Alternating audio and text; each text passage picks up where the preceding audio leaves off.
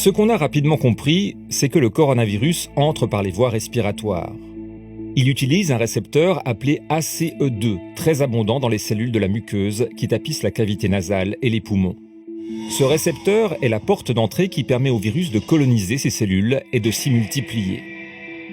De là, les virus vont se disséminer dans la trachée, les poumons et les bronches qui sont les cibles précoces de l'envahisseur.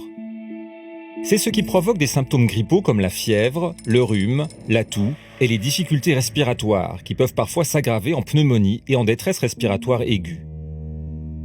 L'échange entre oxygène et gaz carbonique est compromis. Au début, on a donc pensé que c'était une maladie pulmonaire. Mais il y a des cellules d'autres organes dans le corps qui possèdent également des récepteurs ACE2 en moins grande quantité. Si le système immunitaire n'a pas réussi à contrôler l'infection dans la première phase pulmonaire, les virus vont continuer leur invasion. Ils peuvent alors aller affecter le cœur, les artères et les veines, l'appareil digestif, le foie, les reins, les tissus conjonctifs, le système nerveux et même le cerveau.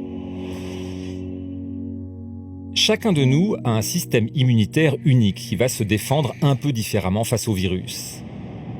C'est ce qui explique la diversité des symptômes qui a tellement dérouté les médecins depuis le début de cette pandémie.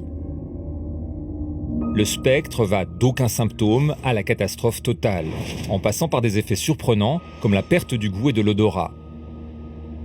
Ce sont des atteintes neurologiques qui peuvent également provoquer des troubles de la conscience, avec des états confusionnels, des évanouissements, de la somnolence et de l'apathie qui va jusqu'au coma, ainsi que des épilepsies et des AVC. On a aussi observé d'étranges atteintes vasculaires avec des éruptions cutanées, des problèmes aux extrémités des mains et des pieds qui ressemblent à des engelures.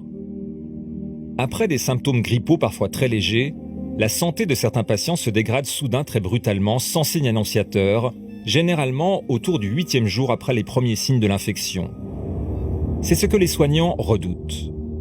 Ils appellent ça un orage de cytokines. Les cytokines sont des agents de l'immunité. Ils sont mobilisés en trop grand nombre par une réaction disproportionnée du système immunitaire. Cet emballement contre le virus provoque une inflammation tellement violente qu'elle détruit aussi les tissus des organes. Récemment, les médecins ont observé que cette tempête inflammatoire peut aussi provoquer des troubles de la coagulation qui devient trop forte. De multiples mini-caillots se forment et bouchent les vaisseaux sanguins. Ces graves perturbations de la circulation font dire aux scientifiques que le coronavirus provoque non pas une maladie pulmonaire, mais une maladie inflammatoire systémique des vaisseaux sanguins. C'est la défaillance multiple des organes qui peut conduire au décès.